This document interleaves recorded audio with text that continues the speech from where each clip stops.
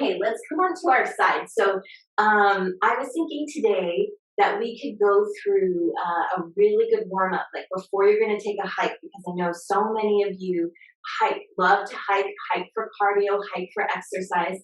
I'm hoping we can go through right now a little series as if we were going to take a hike. And the reason I want to do this today is because this works a little bit on mobility as well. So grab your roller. You could also do this if you're just going out for a walk in the morning, okay? Make sure your shoulders feel stable enough that you could roll. We're gonna almost come into our plank position with our thighs, belly down, thighs over the roller. Now, once you come into this position, make sure your spine is neutral. I have to tuck my tailbone a little bit here, otherwise my low belly starts to drop to the ground. So keep your belly up. It's sort of like a little plank, and you're just going to roll on the front of your thighs. Let's just do 10 of these rolls, breaking up the fascia, breaking up the adhesions on the front of the thighs. We really can let those build up. Breathing in and breathing out. So I had this amazing experience yesterday where I went to the pool. I hadn't been to the pool. The public pool here is incredible. It's right on the beach, but you have to schedule a reservation, and I'm not very type A about that stuff. I'm always behind the 8 ball, so I've not been able to get a reservation since like October. But I went yesterday, and I felt like I was swimming with fins on, and it's just from this class. It's just from the strength training in the class. It's amazing. All right, the next time that you come back, come towards your side. So now we're going to be in our side plank. So find your side plank, take your top leg, put it in front of you to support you. And now we're gonna roll 10 times on the side of our leg. So this is where the IT band is. We'll go for 10. We're just gonna do a couple of those 2 joint muscles of the legs before we start to contract some of the muscle tissue to get us ready for our hike. And you guys will see that, when you're doing a warm up, the movements that you're doing are easier than what you'll be doing when you're hiking. And that's so that you have juice left for your hike. Okay, let's do the same thing on the other side. It's also kind of like we're getting our planks in, right? You got to hold a good plank form when you are working in these positions. Because you can load through your top leg, it is helpful. It helps to control the weight that you're holding up away from the ground. Breathing in and out, and just noticing any tension that you're finding in here. This is a really important part. This foam roller work is a really important part of becoming independent and working with your musculoskeletal body.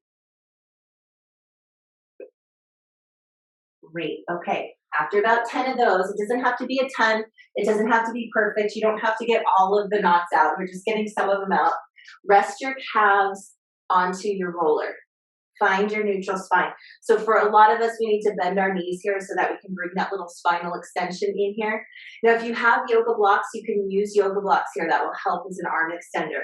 If you don't, you just want to come up onto your fingertips and see if you can roll your glutes along the ground. And what we're really doing is rolling our calves. You can pick your hips up a little so that you can unload the weight of your glutes. And you're just rolling your calves on the roller. Now, this one for me always feels very spicy. I have a lot of tension through my calves. It's really good to roll this tissue out. But this is also obviously shoulder work. This is abdominal work. You're really engaging through the shoulders, through the lats, through the belly to do this work safely, keeping your spine neutral. All right, good. Okay, good. Let's get going to the rest of our warm-up with our hips before we go out for a hike. So before you go out for a hike, you want to really prime the pump of your glutes. We're not going to go out for a hike. We're obviously going to do an AMRAP today. We're going to do a strength and conditioning workout, but just imagine. So come onto your back. I like to have the elastic band. We're going to keep to a 2-legged bridge today. If you don't have an elastic band, just use either a yoga strap to press out into or use a yoga block to squeeze in on. Both of those facilitate the abdominals, okay?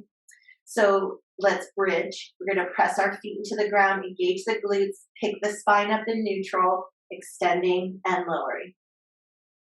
Breathing out as the hips lift to maintain that neutral spine. Breathe in as you lower. And if that breathing doesn't work for you, don't worry about it. Just let it go. So often we get caught up in the things that don't really matter. The most important thing here actually is that you're maintaining your neutral spine, that you're not flattening the back, you're not curling the spine. You're just lifting and lowering. You're picking up the hips and you're placing them back down.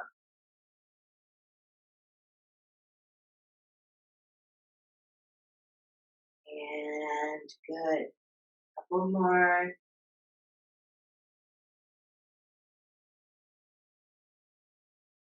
All right. Let's take our bands off. We'll come to our sides. Come to rest on your side. And let's do one set each of our sideline hip exercises. So just going for 10. We're keeping this brief. Lifting and lowering the top leg. I should have started the timer to see how long this all takes us. There's 10, and then 10 plans. Keep the spine neutral. So make sure that your waist is not collapsing.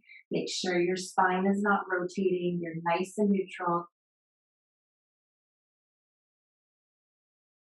I'm really tired of my hips today. These are hard for me. Let's go ahead and do the other side. So you're going to go lighter in weights today, right? When we do our AMRAP, go lighter in weights, even if you're feeling really strong today, because we did more of a weight-focused workout last time. Sarah asked a great question after class. She said, she wrote me and she asked, is it more important to work on loading or is it more important to work on the full range? And the truth is that both are equally important. If you have an injury, go ahead and move into your plans. We're just doing 10. Then working on full range is more important. But if you are working on strength, you want to go back and forth, toggle back and forth. So today, focus more on full range. You know, when I cue going up in weights, focus more on loading. It's a really, really great question. And good. All right. So the other thing that you might do before you go out for a hike is just to get your calf warmed up.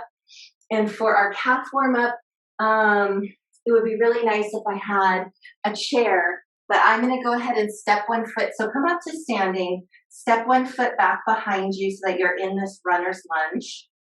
And these are so nice to do too if you're starting to feel like because you're strength building, your body's getting a little stiffer. It's nice to add more of these things in. Go ahead and bend your back knee, straighten your back knee, and push onto the toes of the back leg. Keep the spine neutral the whole time. I'm really having to pull my belly up and in. I'm drawing my front hip back towards my back heel as I do this. So my left leg's in front. I'm having to work my left hip. This is kind of like a static lunge, so it's also warming up your hips. After about 8, change sides, do the other side. And these can be done at the trailhead, right? So you can do these at the trailhead. When you're hiking, one of the most important things is to build enough abdominal and hip strength to keep your spine stable as you hike, and also enough calf strength, which is not something that a lot of us have in our bodies. This isn't building calf strength. This is just warming the calf muscle up, okay? So we're kind of using the foam roller to help us with our planks, to glue in our abs. We're having to use our abs here as well. And then that would be plenty. I would go ahead and go out for a walk after that, okay?